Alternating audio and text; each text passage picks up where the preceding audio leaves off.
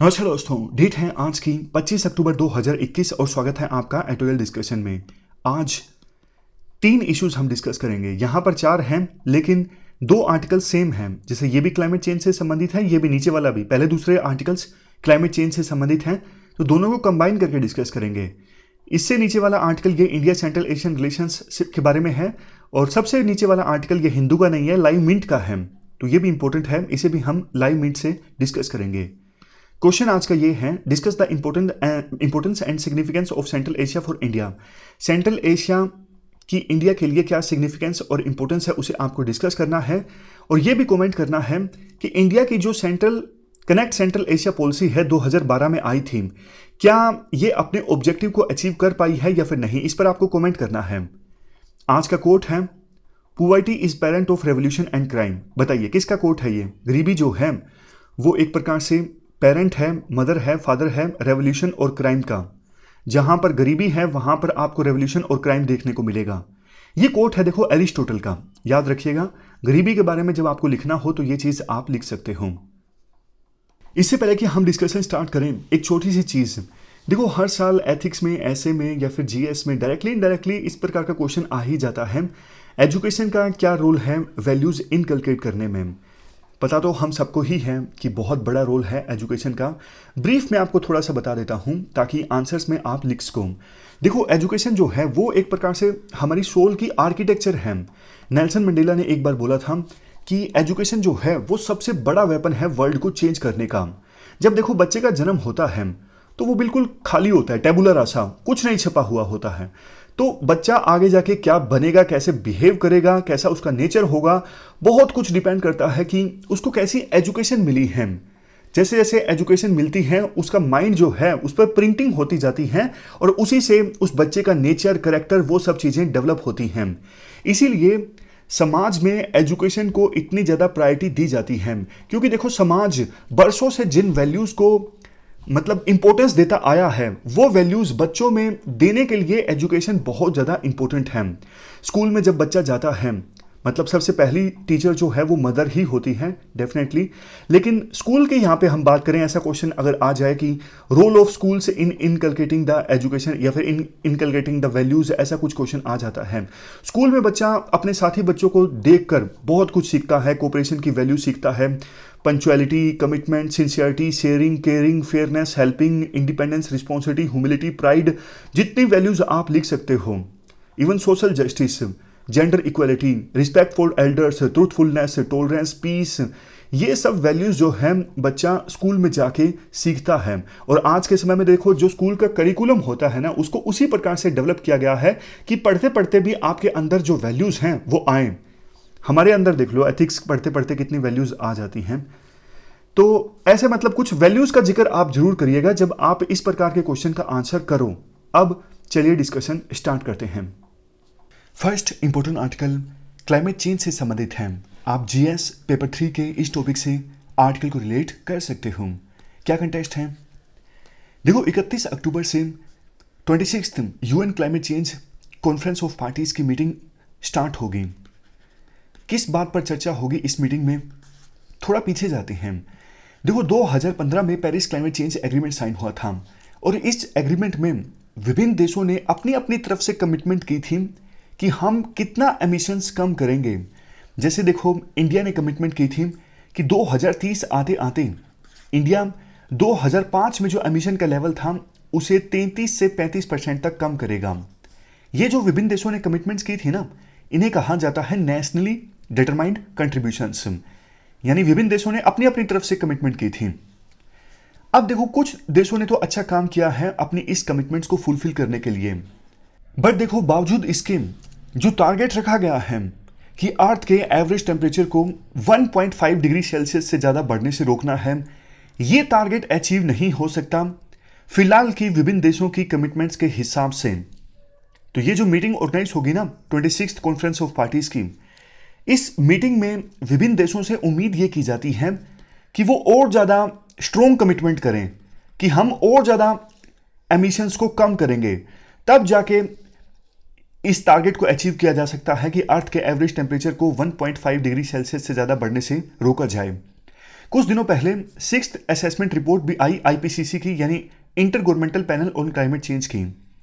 इस रिपोर्ट पर काफी चर्चा हुई, लेकिन इस रिपोर्ट में जो एक बात बोली गई कि अगर हमें इस टारगेट को अचीव करना है कि अर्थ का एवरेज टेम्परेचर 1.5 डिग्री सेल्सियस से ज़्यादा ना बढ़ पाए, तो हमें एक चीज़ ये इंश्योर करनी होगी कि 2010 में एमिशन का जो लेवल था ना, 2030 आते आते एमिशन का लेवल उससे 45% कम होना चाहिए। जैसे एग्जाम्पल के तौर पर अगर 100 यूनिट्स एमिट होती थी 2010 में, तो 55 यूनिट्स एमिशन हो 2030 आते आते। ये हमें इंश्योर करना ही होगा अगर हम चाहते हैं कि अर्थ का जो एवरेज टेम्परेचर है वो 1.5 डिग्री सेल्सियस से ज़्यादा ना बढ़ पाए। इसके बाद इशू आता है कॉमन बट डिफरेंशिएटेड रिस्पॉन्सिबिलिटी का। इसका क्या मतलब है? देखो, जो अभी क्लाइमेट चेंज देखने को मिल रहा है, ये पिछले 1 साल के एमिशंस का नतीजा नहीं है ना।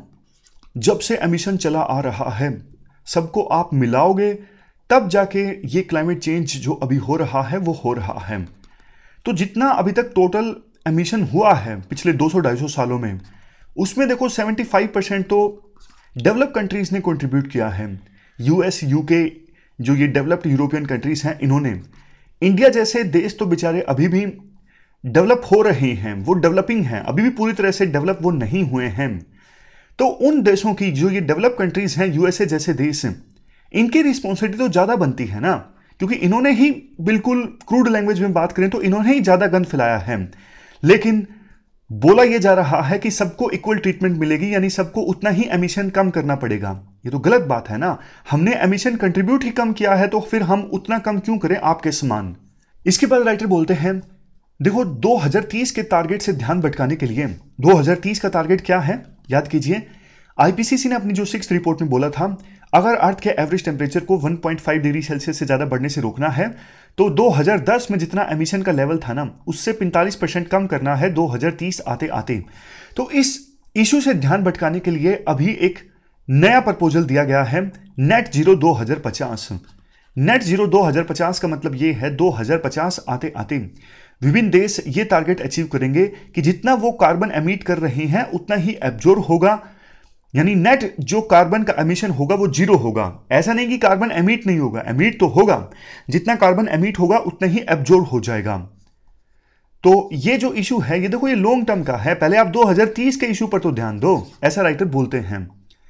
तो ये जो ग्लासगो में 26th मीटिंग होगी ना कॉन्फ्रेंस ऑफ पार्टीज की, ये बहुत निर्णायक साबित होगी, क्योंकि देखो जुलाई 2021 तक 194 में से 194 देश पार्टी हैं पेरिस क्लाइमेट चेंज एग्रीमेंट में। तो 194 में से 113 देश ऐसे हैं जिन्होंने अपने एनडीसी यानी नेशनली डिटरमाइंड कंट्रीब्यूशन को इंक्रीज कर दिया है।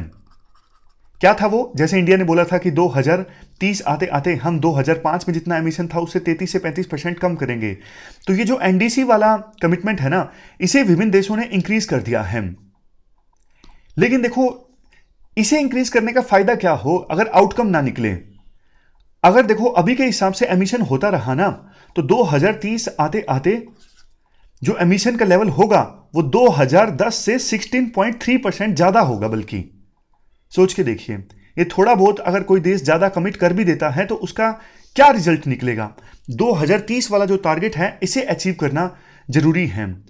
यूके, यूरोपियन यूनियन, इन्होंने अपना अपना टारगेट इंक्रीज किया है थोड़ा बहुत।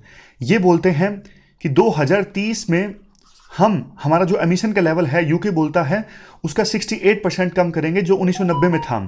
यूरोपियन यूनियन का ये कहना है कि 1990 में हमारा जो एमिशन का लेवल था ना, उसे हम 55% तक कम कर देंगे 2030 आते आते। लेकिन यूएसए ने अभी भी कोई खास कमिटमेंट नहीं की है इस डायरेक्शन में।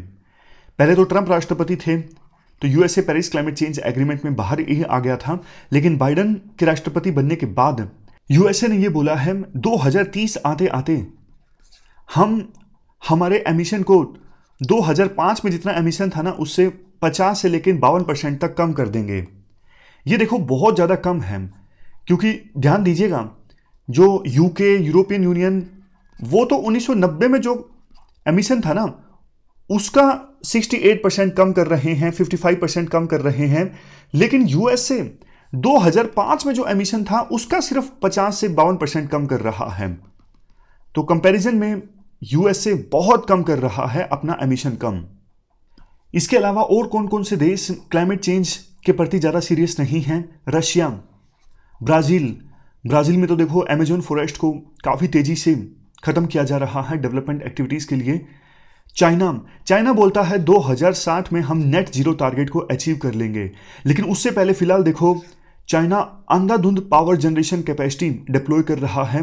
मैक्सिमम इंफ्रास्ट्रक्चर चाइना इस्टाब्लिश करना चाहता है 2030 से पहले 2030 इसलिए क्योंकि चाइना ने बोला है हमारा जो एमिशन है वो 2030 तक पीक पर पहुंच जाएगा।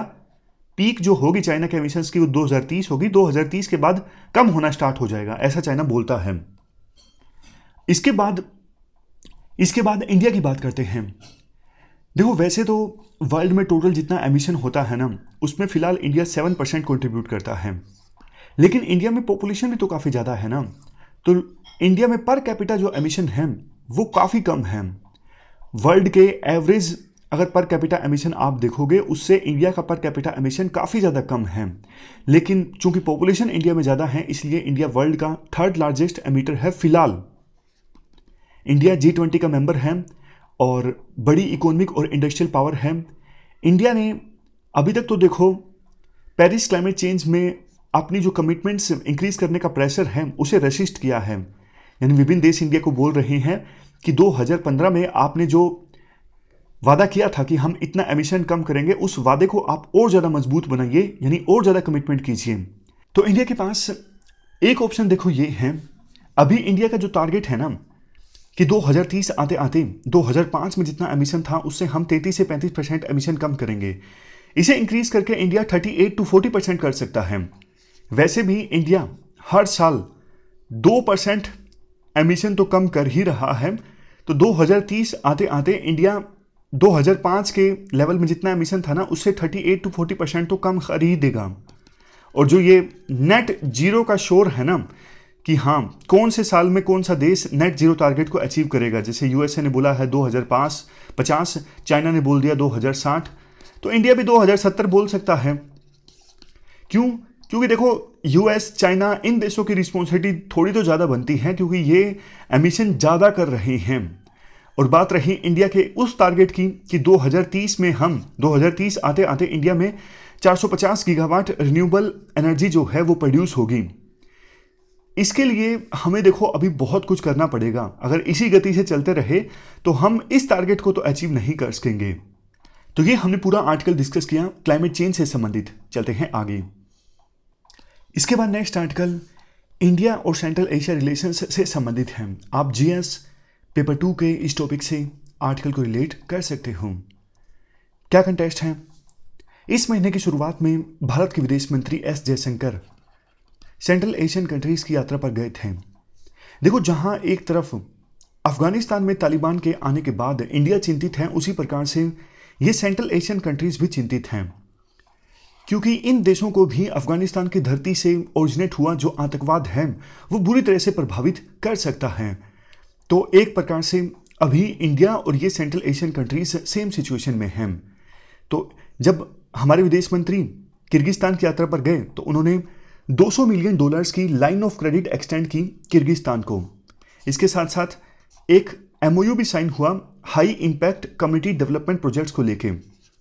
किर्गिस्तान के बाद विदेश मंत्री एस जयशंकर गए कजाकिस्तान की नूर सुल्तान जो इनकी कैपिटल है, वहां पर विदेश मंत्री ने फॉरेन मिनिस्टर्स की conference on interaction and confidence building measures को संबोधित किया। यह 6th मीटिंग थी विदेश मंत्रियों की, विभिन्न देशों के विदेश मंत्रियों की। इस मीटिंग में बोलते हुए विदेश मंत्री ने चाइना के बेल्ट एंड रोड इनिशिएटिव के बारे में काफ़ी कुछ बोला। जैसे देखो ये बात सच है कि विभिन्न देशों को आज के समय में कनेक्टिविटी की आवश्यकता है, लेकिन जिस प्रकार से कोई देश अपने पैरोकियल इंटरेस्ट यानी संकीर्ण इंटरेस्ट को आगे प्रमोट करने की कोशिश कर रहा है कनेक्टिविटी के नाम पर, यह सच नहीं है। विदेश मंत्री एस जयशंकर ने पाकिस्तान के बारे में भी बोला कि पाकिस्तान जो है वो क्रॉस बॉर्डर टेररिज्म को प्रमोट कर रहा है। उसके बाद विदेश मंत्री एस जयशंकर गए आर्मीनिया की यात्रा पर। आर्मीनिया वही है जो अजरबैजान से युद्ध हार गया था।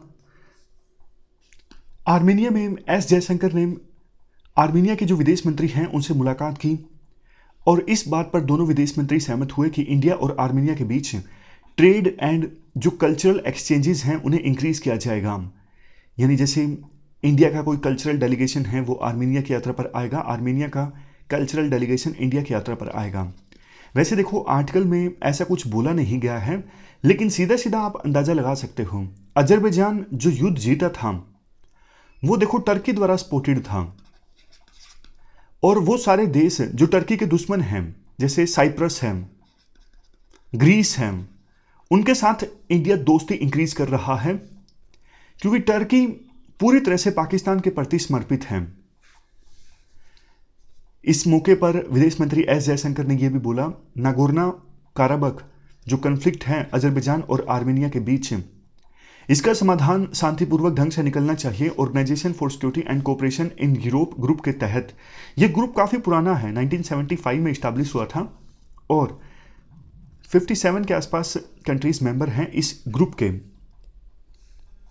इसके बाद यह बोला जाता है आर्टिकल में, देखो एससीओ जो ग्रुप है ना, संघाई कोऑपरेशन ऑर्गेनाइजेशन, शुरू में बना था तो यह बोला गया था कि इस पूरे रीजन में आतंकवाद को कम करने के लिए विभिन्न देशों के बीच जो भी मेंबर हैं इस ग्रुप के, उनके बीच कोऑपरेशन इस्टेब्लिश करेगा ये ग्रुप। लेकिन तालिबान सत्ता में आ चुका है अफगानिस्तान में, आतंकवाद का खतरा और भी ज्यादा बढ़ गया है, लेकिन एससीओ जो ग्रुप है वो कोई इफेक्टिवली काम नहीं कर रहा है। एससीओ के प्लेटफॉर्म पर विभिन्न देश अपने अपने इंटरेस्ट को प्रमोट करने की कोशिश करते हैं। जैसे पाकिस्तान के प्रधानमंत्री इमरान खान ने एससीओ के प्लेटफॉर्म का इस्तेमाल किया झूठ बोलने के लिए कि देखो पाकिस्तान खुद आतंकवाद से पीड़ित है। नहीं, मतलब एससीओ जो ग्रुप है ना वो अफगान क्राइसिस के प्रति ठीक से रिस्पॉन्ड नहीं कर सका, मतलब जैसा रिस्पॉन्स होना चाहिए था एससीओ ग्रुप का अफगान क्राइसिस के ऊपर, वैसा रिस्पॉन्स नहीं रहा। इसके बाद आर्टिकल में यह बोला जाता है, देखो जब यूएसएसआर का डिसइंटीग्रेशन हो गया था ना 1990-91 में, तो इंडिया ने इन सेंट्रल एशियन कंट्रीज के साथ जो पहले यूएसएसआर का पार्ट हुआ करते थे उनके साथ रिलेशंस मजबूत बनाने की कोशिश की। इंडिया ने इन देशों को फाइनेंशियल एड प्रोवाइड की और डिप्लोमेटिक रिलेशंस भी इस्टेब्लिश किए। इंडिया ने विभिन्न सेंट्रल एशियन कंट्रीज जैसे कजाकिस्तान, तजाकिस्तान, उज्बेकिस्तान, इनके साथ स्ट्रेटेजिक पार्टनरशिप एग्रीमेंट भी साइन किए। 2012 में इंडिया ने connect central Asia policy launch की ताकि इन देशों के साथ वेरियस डोमेन्स में जैसे पॉलिटिकल डोमेन में, इकोनॉमिक डोमेन में, हिस्टोरिकल और कल्चरल डोमेन में अच्छे रिलेशंस एस्टैब्लिश किया जा सके। बट देखो दिक्कत ये है सेंट्रल एशियन कंट्रीज के साथ ना कनेक्टिविटी इंडिया की अच्छी इस्टेब्लिश हो पाती उससे पहले ही पाकिस्तान बीच में आ गया। तो इंडिया ने एक अल्टरनेटिव निकाला कि छबार पोर्ट डेवलप करते हैं ईरान में और सेंट्रल एशियन कंट्रीज के साथ ट्रेड होगा छबार पोर्ट के थ्रू, लेकिन उसमें भी इशू आ गया। ईरान अभी चाइना की तरफ ज़्यादा इंक्लाइंड होता जा रहा है। इस मौके का चाइना ने फ़ायदा उठाया। चाइना ने अपने belt and road initiative project के तहत सेंट्रल एशियन कंट्रीज के साथ रिलेशंस को मजबूत करना स्टार्ट कर दिया और कनेक्टिविटी अच्छी करनी स्टार्ट कर दी, तो इंडिया थोड़ा सा पिछड़ गया। बट अब एक बार फिर से इंडिया के पास मौका है। मौका क्यों है? क्योंकि देखो एक तरफ चाइना का जो belt and road initiative project है उसका एक एग्जांपल है चाइना पाकिस्तान इकोनॉमिक कॉरिडोर। तो कैसे विभिन्न देश डेट ट्रैप में फंसते जा रहे हैं चाइना के, ये सेंट्रल एशियन कंट्रीज को भी पता लग रहा है। तो उन्हें अब ये पता लग रहा है चाइना जो पैसा दे रहा है उसके नेगेटिव रिपरकशंस देखने को मिलेंगे, यानी एक नेगेटिव माहौल बना है चाइना के इस प्रोजेक्ट के प्रति।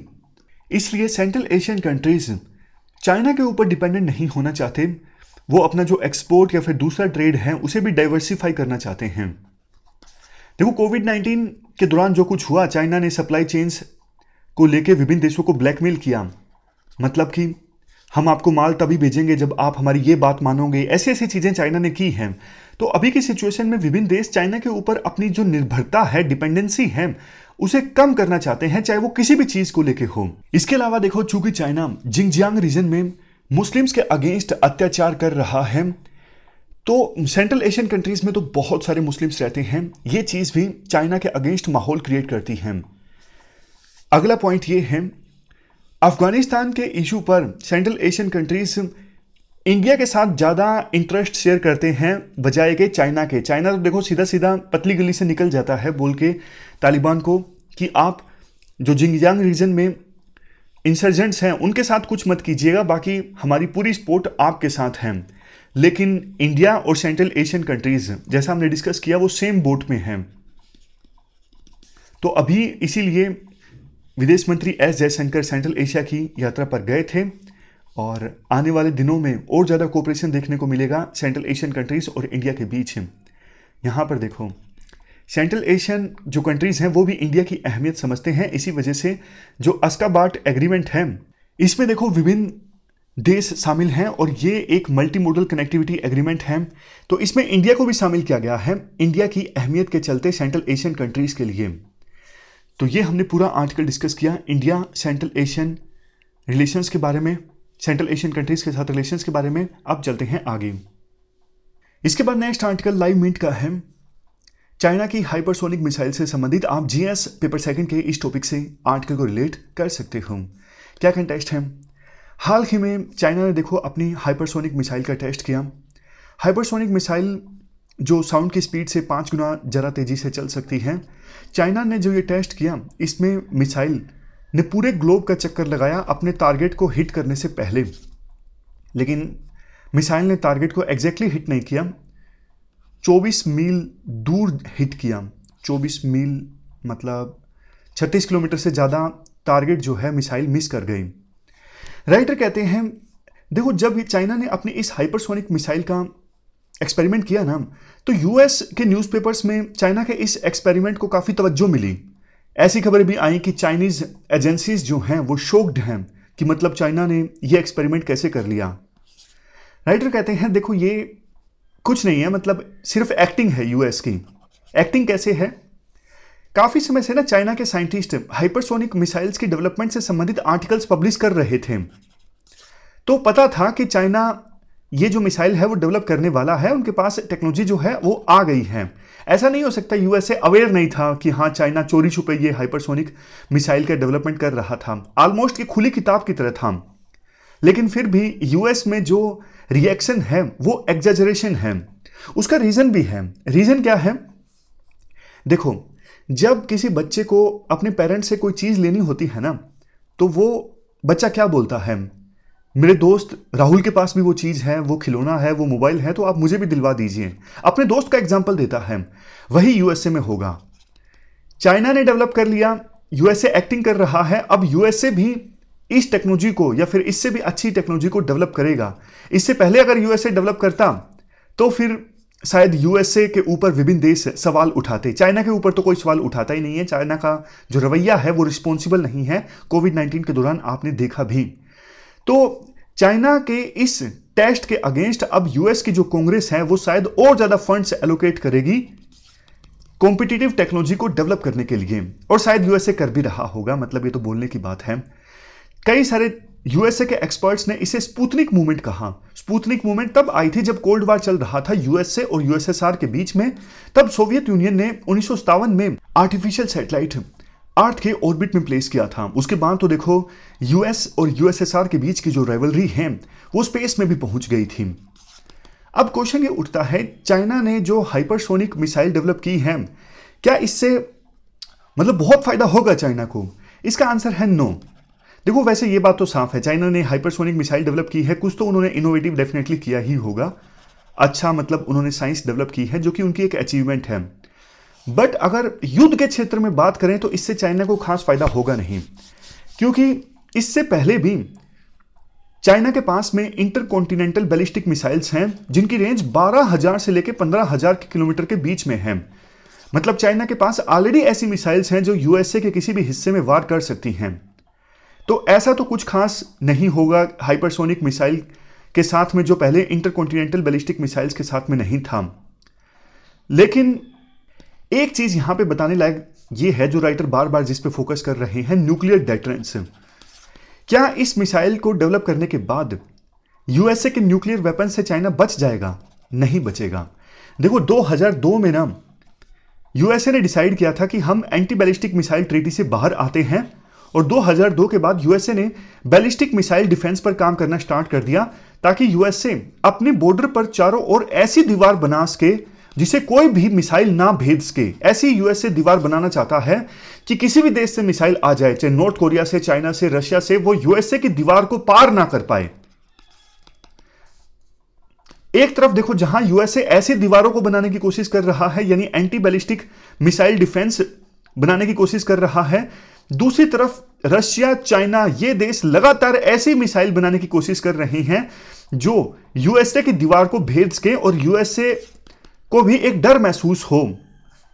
वो डर देखो इसलिए जरूरी है क्योंकि कल को अगर यूएसए ने चाइना और रशिया के ऊपर हमला कर दिया तो बदले में यूएसए को डर होना चाहिए ना कि हमने तो हमला कर दिया, अब चाइना और रशिया भी हमारे ऊपर हमला कर सकते हैं। यह जो डर है ना, यही तो यूएसए को रोकेगा चाइना और रशिया के ऊपर हमला करने से। अगर ये डर खत्म हो गया ना, अगर यूएसए के पास एंटी बैलिस्टिक मिसाइल डिफेंस पूरी तरह से कारगर हो गया, ऐसी दीवारें यूएसए ने बना ली, फिर तो यूएसए को डर ही खत्म हो जाएगा। फिर तो यूएसए चाइना और रशिया के ऊपर हमला कर देगा, जो कि रशिया और चाइना नहीं चाहते।